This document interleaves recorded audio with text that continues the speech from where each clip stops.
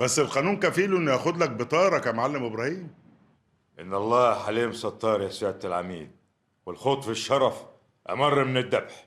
بس الموضوع خرج من ايديا.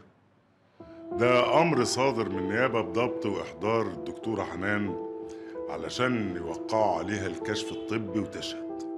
يا مصيبتي، لا ده لا يمكن يحصل ابدا. انا لولا جاي عشان اقدم واجب العزاء في المعلم برهان، بصراحه مش مفروض ان نخرج من هنا الا وفي ايد الدكتوره حنان. طب وسعادتك برضه ترضى لنا الفضايح يا سياده العميد؟ انا ما يرضنيش الفضايح لاي حد يا معلم ابراهيم، بس كمان لازم الدكتوره حنان تنضم لموضوع القضيه. ما تقولي حاجه يا دكتوره. تقول ايه ياما؟ الناس دي لازم تتعاقب لانهم مجرمين، ولازم يبقوا عبره لغيرهم عشان ما حدش غيرنا يتظلم تاني. قلبي معاكي، والبقاء لله بقى في وفاه الحاج. معلش يا دكتوره. عموما انا بديكوا فرصه لاخر مره عشان تجيبوا الدكتوره حنان وتجولي المكتب. لو ما جبتوهاش انا اسف جدا، مش هيبقى قدامي غير ان انا انفذ امر الضبط والاحضار. طيب نستاذن احنا. اتفضلي يا دكتوره. شرفت يا سياده العميد. السلام عليكم. مع السلامة. السلام ورحمة الله وبركاته. نزل هو يا لطفي حبيبي. هشام هشام هشام هشام والنبي حرام عليك حبيبي حبيبي حبيبي والنبي يا عالم لا حرام اللي بوظته. يا حرام اللي بوظته. يا عالم حرام عليك. يا عالم حرام عليك. سيبوه شويه. بس يا أسمة، بس يا أسمة.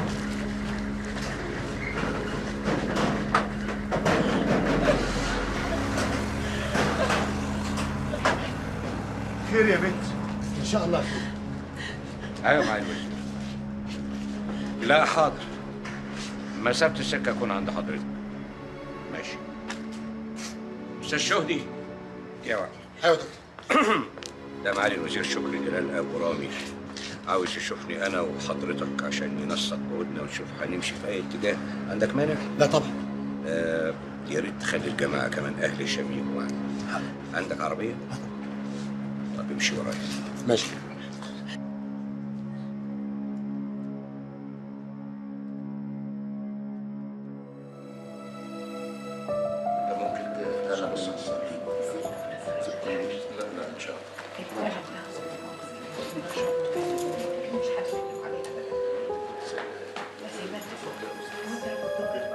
ما بين النادي وما بين الوزير.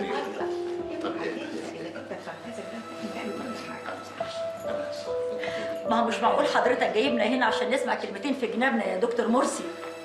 يا مدام هي دي الحقيقة. ابني طول عمره متربي، محدش جرجره بقى للجرائم البشعة دي والإدمان إلا ابنك أنت. بعد إذنك يا مدام، إحنا ابننا متربي في أحسن مدارس، وإحنا ناس مش قليلين. أنا كبير مهندسين، ومراتي دي ماجستير تربية، ومن كبار المسؤولين عن التربية والتعليم في الإمارات. يبقى مين اللي بوظ مين يعني يا تهان؟ مش معقول كده يا جماعة. احنا ناس سايبين مصالحنا ومكاتبنا وجايين هنا عشان نساعدكم تخرجوا من الورطة المهببة اللي انتوا فيها دي. ما عندناش استعداد ان احنا نضيع وقتنا ونقعد نسمع الكلام الفارغ اللي انتوا بتقولوه اللي لا يودي ولا يجيب. يا جماعة من فضلكم خلونا في المصيبة اللي احنا فيها دي. ايه الموقف دلوقتي يا دكتور مرسي؟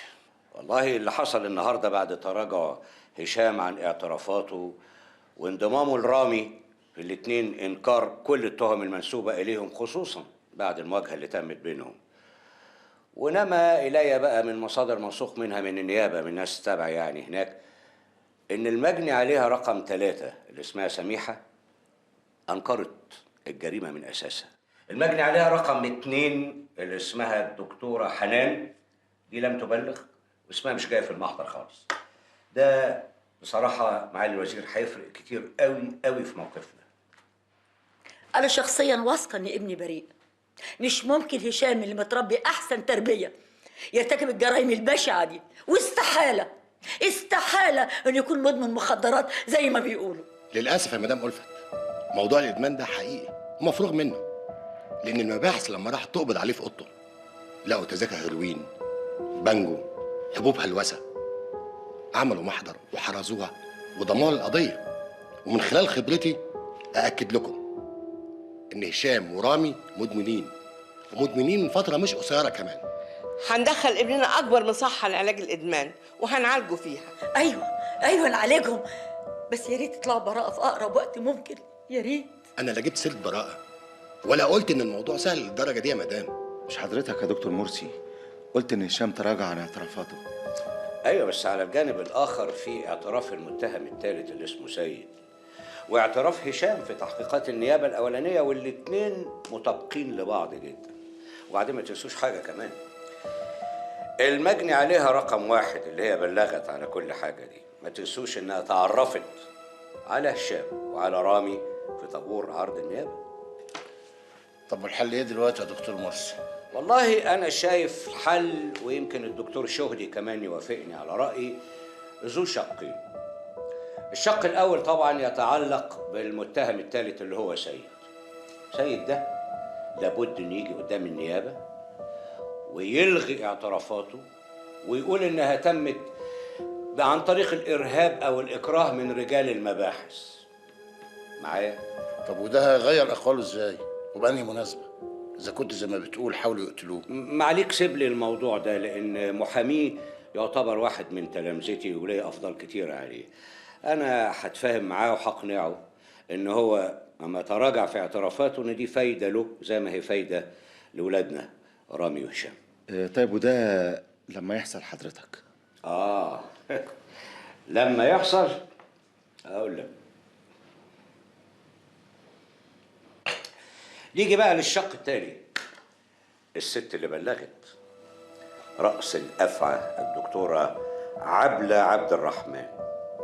لو قدرنا ان احنا نقنعها انها تغير أقوالها، تتراجع في أقوالها، أو حتى جزء من أقوالها قد كده، خصوصا فيما يخص التعرف في طابور النيابة على أولادنا رامي وهشام، يبقى احنا عندنا كده ايه؟ المجني عليهم الثلاثة، واحدة ما بلغتش، التانية قالت مفيش جريمة حصلت، التالتة بقى تراجعت في أقوالها. عظيم. كده يا متر تبقى القضية باظت والنيابة تفرج عن الأولاد الثلاثة وتحفظ القضية. حتى لو النيابه ما افرجتش عنهم واتعنتت وبعتت القضيه للمحكمه، ان شاء الله في المحكمه هناخد براءه 100%. طب افرض حضرتك ان الدكتوره دي ما تراجعتش عن شهادتها وما غيرتش اقوالها، ايه اللي ممكن يحصل؟ في الحالة دي هيبقى عندنا المجني عليها رقم 2 اللي ما قدمتش أي بلاغ واللي النيابة طلبها عشان تدلي بأقوالها. نفترض إنها راحت للنيابة وقالت أقوال مختلفة عن اللي قالتها اللي بلغت المجني عليها رقم 1، أو في طابور عرض النيابة ما تعرفتش لا على رامي ولا على هشام ولا على سيد، أو بلاش ده وده وده، عملت زي المجني عليها رقم 3 وقالت مفيش جريمة من أساسها.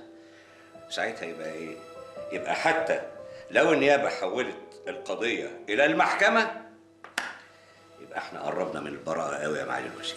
مستني ايه يا دكتور مرسي؟ اتحركوا بأقصى سرعة. بالنسبة لسيد أنا هتحرك فيه لوحدي، أما الشق الثاني فأنا أفضل إن معاليك ومعاك الأخ لطفي تتحركوا فيه، ولو إن أنا شخصياً أفضل حاجة تانية خالص.